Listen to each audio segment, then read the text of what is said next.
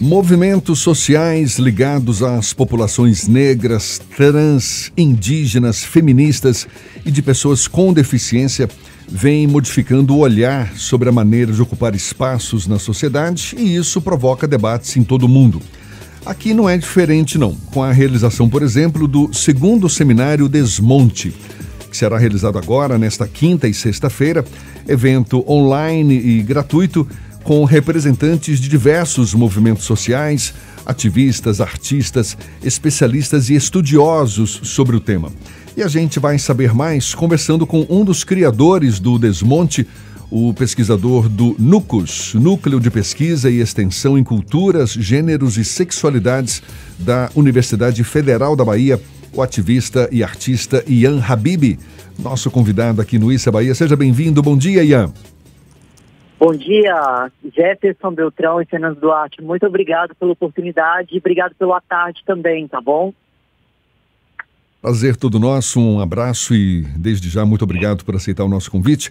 A gente pode afirmar, Ian, que a população negra e de mulheres é a maioria no Brasil, só que junto com povos indígenas, deficientes, homossexuais, travestis, transgêneros, enfim, essa população é considerada minoria na sociedade quando a gente analisa os direitos conquistados e a representatividade que eles têm.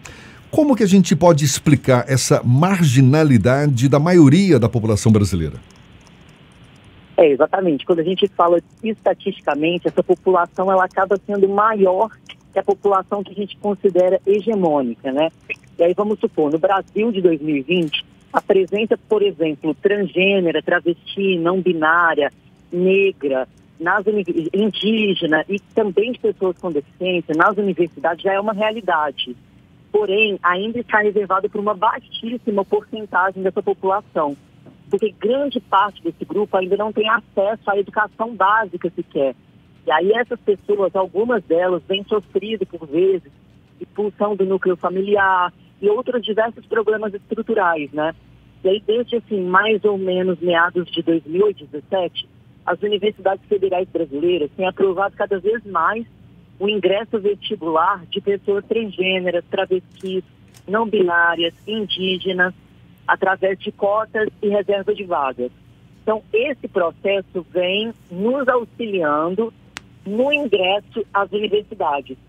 Porém, essa população ela ainda apresenta um alto número de evasão das universidades, devido a essas condições de precariedade e marginalização social que são anteriores ao ingresso estudantil, né, e ao desrespeito institucional, aos nomes sociais e civis, por exemplo, os direitos da população transgênera, o racismo, que também é estrutural, os preconceitos étnicos, raciais contra populações indígenas e também o capacitismo. Então, na verdade, estamos falando de concepções hegemônicas de corpo que afetam a vida de todos esses grupos, né? Então, os corpos, né, que não se adequam a essas regras hegemônicas acabam sofrendo esse processo de marginalização. Quer dizer, são minorias não porque são poucos, mas porque possuem poucos direitos garantidos, pouca representatividade nas instâncias de poder, pouca visibilidade no cenário social. Como reverter essa situação, Ian? Bom, aí nós temos trabalhado em redes. Então, essa formação de redes tem sido muito importante para conseguir direitos. E aí, um exemplo é a importância do Desmonte, por exemplo, que ele surgiu dentro da UFBA por denúncias de pessoas transgêneras que estavam sofrendo dentro dos ambientes institucionais, preconceitos, e foram fazendo denúncias na ouvidoria da UFBA. Essas denúncias, então, foram protocoladas e encaminhadas para diversos órgãos dentro da UFBA. E aí, nós tivemos o auxílio da doutora Iole Menin, da UFBA, ela é ouvidora da UFBA, né, nesse momento, e ela solicitou que fossem feitas ações em rede. Então, eu acredito que o principal processo de ação nossa para conseguir direitos é essa ação em rede. Aí o Desmonte, por exemplo, ele vai fazer essa ponte entre movimentos políticos e sociais de fora da universidade, ele vai fazer pontes entre núcleos de pesquisa dentro das universidades, não só da UFBA, mas principalmente da UFBA, e vai fazer ponte também com artistas da cena local. Essa ação em rede, ela auxilia na criação de uma política coletiva de representatividade e visibilidade para essas vivências, né? São consideradas como dissidentes da norma, como não hegemônicas. E aí, através dessas políticas, a gente tem conseguido também ações afirmativas e de permanência para essas populações. A população trans, a população indígena e a população negra. E, aliás, esses marcadores que eu cito, eles se entrecruzam. Isso que podem existir pessoas trans negras, pessoas trans indígenas, pessoas cujas realidades se entrecruzam étnico-racialmente com essas outras vivências. A gente tem chamado isso de interseccionalidade. Por isso que a gente chama o desmonte de um evento sobre gênero e interseccionalidade, né? São vários marcadores que se cruzam e a nossa luta, não só dentro da academia, mas a luta nossa social e política, ela precisa ser feita em rede, para que a gente consiga modificar essas estruturas. Ian, além dessa questão da permanência das pessoas transgêneros, das pessoas dessas interseccionalidades que você citou, a gente vive um momento em que há um desmonte também da universidade pública e do conceito da universidade pública enquanto um espaço de diversidade, enquanto um espaço para pesquisa. Como lidar com essa situação política, educacional agora do país, para manter em atividade um grupo como o Desmonte e fazer com que esse grupo mantenha esses estudantes em condições de ou algum tipo de vulnerabilidade social, que eles permaneçam nas universidades? Ótimo, pois bem. É engraçado que o nome Desmonte, né, o evento se chama Desmonte exatamente por uma referência a esses desmontes que têm acontecido no nosso país, nos processos educacionais, nas escolas, né? E também tem desmonte nas instituições artísticas, em processos políticos que auxiliam a população artística a dar execução aos seus projetos.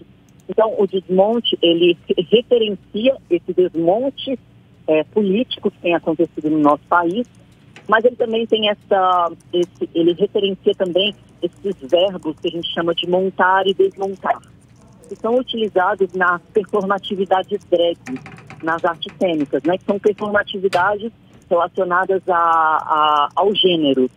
E aí, então, esse desmonte, ele se refere a esse entrecruzamento, né, desses desmontes da educação e também das questões de gênero, que também têm sido muito afetadas por esses processos de destruição, né, das políticas públicas. Bom, e aí, dito isso, o Desmonte tem agido em conjunto com algumas instituições que eu posso citar aqui, porque todas as pessoas que nós chamamos para o desmonte, elas agem em rede na sociedade. Eu poderia citar a ONU, tem um projeto chamado Transformação, tem o FONATRANS, tem o HTA Porto Alegre, temos o ANTRA, que atualmente a coordenação do ANTRA está em Salvador, e temos alguns outros movimentos, que seria o CES, seria o Coletivo de Artistas Transmasculinos, seria o MONART, que é o Movimento Nacional de Artistas Trans. Temos também a Cor da Bahia, que trata muito das discussões étnico-raciais, e o próprio NUCUS. Tem atualmente 6 linhas de pesquisa, algumas delas dedicadas à raça, à educação, à sexualidade, a gênero, aos movimentos trans, aos ativismos e ativismos. Então, a gente tem agido nesse conjunto, né, com pessoas de fora da universidade e de dentro. E a gente tem uma fato interessante no Desmonte. Em 2019, quando nós fizemos a nossa primeira edição, nós tivemos pela primeira vez uma travesti negra performando no fechamento do evento institucional, que foi o Desmonte. Nós tivemos a sorte ou o azar, ou sorte e azar ao mesmo tempo, e durante a performance, essa artista estava em cima de uma mesa. que era a mesa que ficava na sala dos professores. E essa mesa, durante essa apresentação artística, desmontou. E a gente pensou, poxa, esse desmonte ele revela as precariedades, né, das nossas instituições de ensino, e ela revela também essa universidade que vai precisar desmontar muito ainda para receber esses corpos que nunca tiveram acesso ao ensino e não têm sequer acesso à educação básica e agora estão começando a ingressar nas universidades. Então o desmonte ele tem agido nessas redes, né, para modificar essas estruturas e conseguir bolsas de permanência, conseguir fazer um espaço onde essas vivências possam apresentar suas pesquisas, né? Porque a gente também não tem espaços que legitimam os nossos conhecimentos, né? Ou seja, os conhecimentos produzidos por esses corpos. Então o desmonte tem aberto esse espaço. Ian, historicamente, os grupos minoritários são aqueles que, por algum motivo, geralmente ligado a preconceito de cor, classe social ou gênero, ficaram excluídos da sociedade, não é? E não é diferente com quem vive em condições de pobreza. A gente sabe que pessoas em situação de rua, pessoas que vivem abaixo da linha da pobreza, ou até mesmo as pessoas que não passam fome, mas vivem em condições de baixo poder aquisitivo, também são consideradas minorias. Você acredita que agora, com a pandemia, essa situação se acentuou ou as pessoas passaram a ter mais consciência sobre essa situação, a se tornar mais solidárias, mais inclusivas em relação às minorias? Olha, eu sou um pouco pessimista. Eu acredito sim que a pandemia ela veio piorar e ela vai piorando, né? Porque a gente ainda está em pandemia e não sabemos do futuro, né? A pandemia ela promove essa incerteza sobre o futuro. E eu acredito que podemos esperar o pior, talvez. Então eu sou um pouco pessimista. Eu acredito que ainda precisamos caminhar muito em relação a direitos básicos para essa população, principalmente a população de rua, a população que foi expulsa de casa, seja por condições, situações como de gênero, né, no caso das pessoas trans e travestis, que têm sido cada vez mais expulsas de casa, mas também pessoas com alguma deficiência física e que não foram aceitas pela família, né, e diversas outras condições que tornam essa pandemia pior, né? Então, essas pessoas que já eram marginalizadas antes da pandemia, com certeza estão sofrendo muito mais. Mas, sim, muitos órgãos estão promovendo auxílios, né? A gente tem uma ou outra medida governamental para tentar auxiliar, né, essa população, mas podemos dizer que, estatisticamente, ainda é muito aquém do que a gente necessita, né? Então, ainda precisa haver muita luta, né, para que a gente consiga esses direitos básicos para essa população.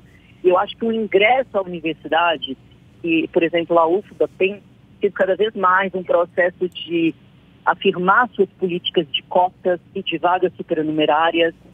Essas vagas, elas auxiliam muito na empregabilidade dessas pessoas, porque essas pessoas marginalizadas, né, que atualmente vivem na rua, elas podem, com algumas políticas públicas, também devem ser promovidas pelas universidades, conseguir uma educação básica para que possam futuramente ingressar na universidade através dessas cotas. Ian, para a gente encerrar, você é um dos criadores, para a gente encerrar, você é um dos criadores do Desmonte, esse segundo seminário Desmonte, que será realizado agora, quinta e sexta-feira.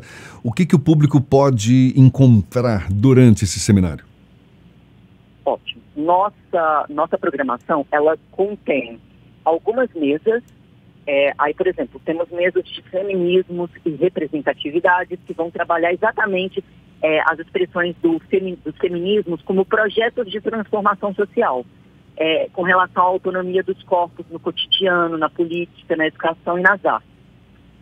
Bom, nós vamos ter mesas relacionadas a religiosidades e a cuidados de si, né? E também vamos ter mesas relacionadas a práticas do sagrado. E aí, nesse sentido, a gente também pensa práticas de cuidado e as insurgências que essas práticas de cuidado produzem nas relações de matriz africana e também em relação às artes, porque o Desmonte ele nasceu de um curso artístico. Bom, e a grande discussão desse Desmonte 2 se dá em relação às controvérsias relacionadas a um processo que a gente chama de transfake.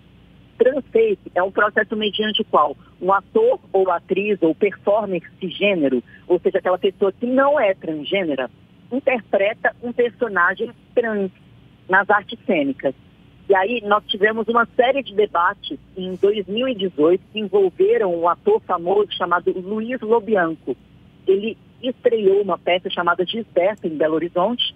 E aí, de um lado, nós tivemos os movimentos trans que reivindicam o fim desse transfake, defendendo que ele seria uma ferramenta de manutenção dessas estruturas cisnormativas de poder e prejudica a empregabilidade cultural dessas vivências todas, principalmente da vivência trans. E nós temos do outro lado movimentos transgêneros que reivindicam esse fim do transfake, e do outro as pessoas cisgêneras que continuam demandando direitos de representarem espetáculos sobre essas vivências. Então, essa vai ser a principal discussão sobre o desmonte. Mas também teremos um ballroom, que é um movimento de dança, que vai fechar o nosso desmonte.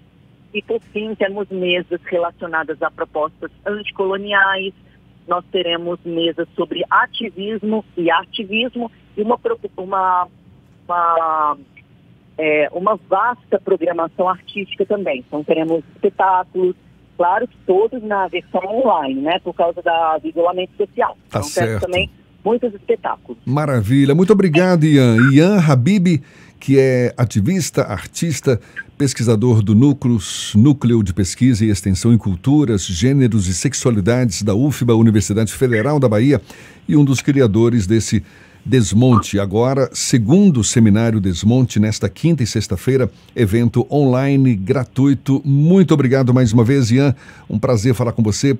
Obrigada, bom dia. Agradeço vocês, Jefferson, Fernando, muito obrigado, viu? Tá certo, então tá dado o recado. Boa tarde. Valeu, obrigado, Ian. Agora 7h46 na Tarde FM.